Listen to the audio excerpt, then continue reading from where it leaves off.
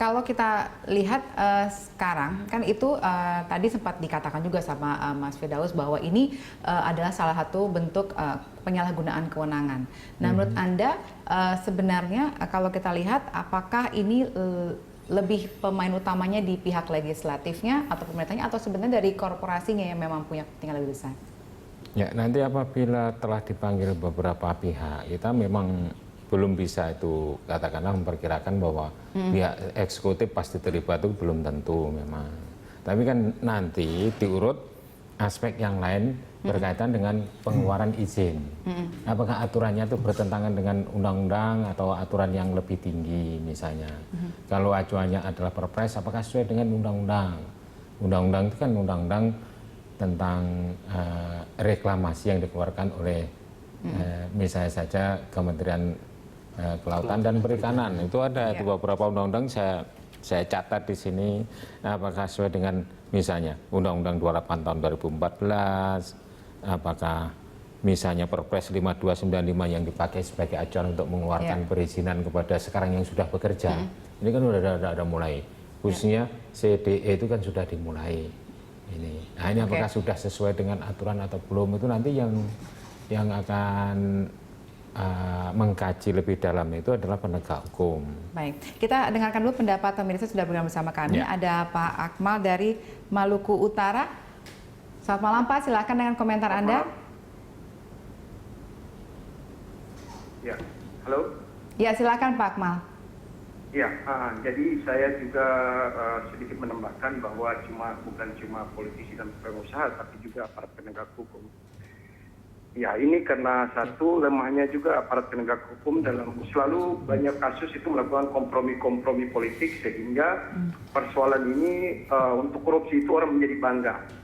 Apalagi di daerah-daerah itu berbagai macam kasus yang ditangani kejaksaan maupun kepolisian itu tidak pernah tuntas untuk kasus-kasus besar. Sehingga ini membuat masyarakat itu menjadi antipati untuk melaporkan kasus dan membiarkan.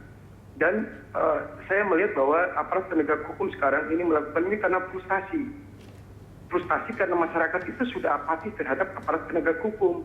Sehingga mereka sendiri yang melakukan penangkapan itu. Jadi laporan-laporan yang dimasukkan itu tidak pernah digubris. Sehingga itu mempengaruhi kebijakan-kebijakan atau hal-hal yang menyangkut dengan kepentingan umum.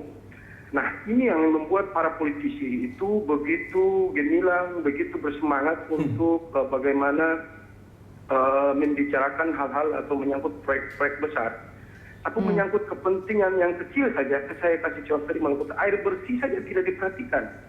Padahal itu yang utama, di mana hak legislasi atau pengawasan mereka itu tidak ada sama sekali.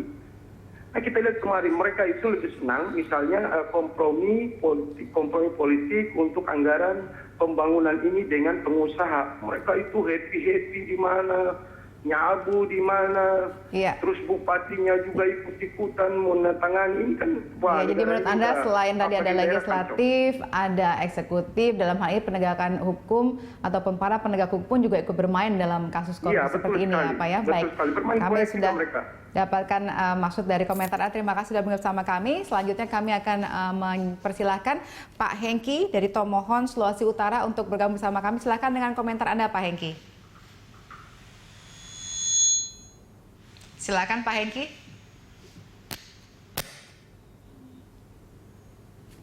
Pak Hengki, apakah bisa mendengar suara kami?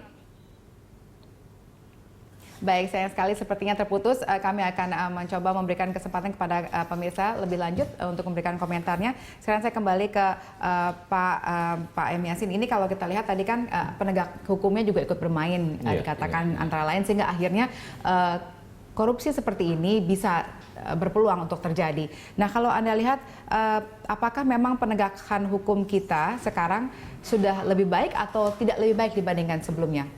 Kalau melihat kasus-kasus yang sudah ditangani, yang merefer kepada apa yang ditangani oleh KPK ya, periode sebelumnya sekarang itu bahwa belum bagus ya. Ini yang misalnya kasus yang terjadi di Sumatera Utara, itu kan juga melibatkan penegak hukum.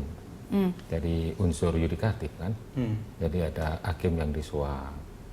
Terus yang kasus ini reklame ikan ini praduga tak bersalah, tapi kan penggeledahan sudah dilakukan di kantor Kajati ini.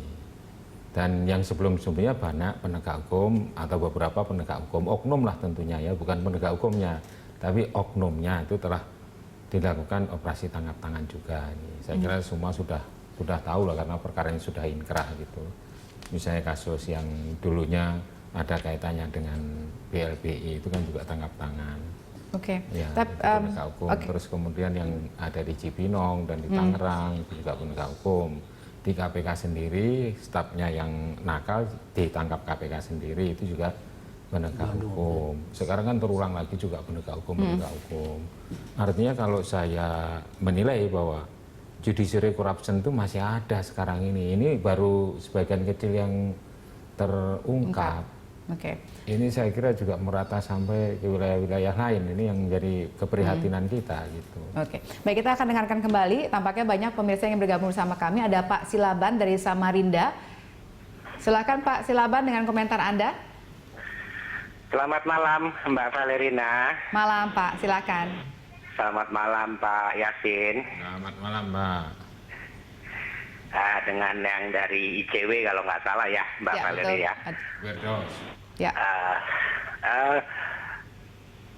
Ketika komisioner KPK ini diambil sumpah oleh Bapak Presiden, salah satu tujuan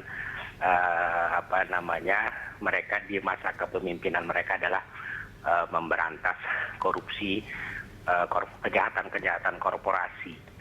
Dan ketika saya mendengar itu sebagai rakyat Indonesia, saya merasa gembira karena memang selama ini hanya tersentuh sedikit kejahatan korporasi. Saya hanya mau memberi saran kepada ICW, kemudian juga mungkin kepada Pak Yasin untuk bisa disampaikan kepada para komisioner. Mungkin perlu pemetaan provinsi di Indonesia yang berpeluang kejahatan korporasi ini, karena kejahatan korporasi ini biasanya menyangkut perizinan, misalnya izin perkebunan, izin migas, izin pariwisata, dan lain-lain, sehingga lebih fokus, terutama di daerah. Kami di Kalimantan Timur, ketika kemarin mengenai Blok Mahakam itu kita sebagai orang awam bisa membaca di mana peluang terjadinya kejahatan korporasi antara pemimpin di daerah dengan pengusaha migas. Tapi bersyukur kemudian Pak Jokowi mengambil suatu kebijakan menyerahkan Blok Mahakam itu kepada Pertamina. Tapi peluang kejahatan korporasinya di sana sungguh luar biasa. Jadi Pak Yasin tolong, seperti daerah kami Kalimantan Timur, kemudian dengan APBD yang begitu besar, dengan peluang-peluang usaha yang begitu besar, tolong juga menjadi perhatian daripada KPK untuk masa-masa yang akan datang. Baik, terima kasih Pak Silaban atas informasi dan komentarnya. Terima kasih Pak Yasin. Ya, terima kasih Pak Silaban. Selamat malam. Langsung aja saya sapa Pak Erik di Malang. Selamat malam Pak Erik, silahkan dengan komentar Anda. Selamat malam, ya terima kasih Mbak Hasna. Ya. Selamat malam Pak Yasin dan Pak Firdaus ya. Iya, selamat malam. Selamat malam, KPK sama mantan KPK sama ICW. Ini sebenarnya yang salah ini memang dari awal itu sistem pemerintahan kita dibentuk itu sudah salah sejak awal, gitu loh. Sejak awal sudah salah karena dikuasai partai. Ya, partai itu di DPR itu bukan menguasai bukan mewakili rakyat. Gitu loh. Harus diluruskan dulu. Pemerintah ini Jokowi harus didorong ya membuat perpu. Ya, jangan mengharapkan undang-undang yang dibuat partai. Kalau dibuat oleh DPR partai undang-undang itu pasti menguntungkan pihak partai, gitu loh, tidak menguntungkan rakyat. Jadi perpu harus dibuat oleh presiden atau pergub dibuat gubernur. Intinya itu pejabat negara yang korup masukkan peti mati, udah jangan dipenjara, percuma, gitu loh, ya. Nah, sekarang korupsi dihukum 4 tahun, masa paling ayam kalah, gitu loh. Malu-maluin dong, ini bangsa negara ini kan mengaku agamis gitu loh.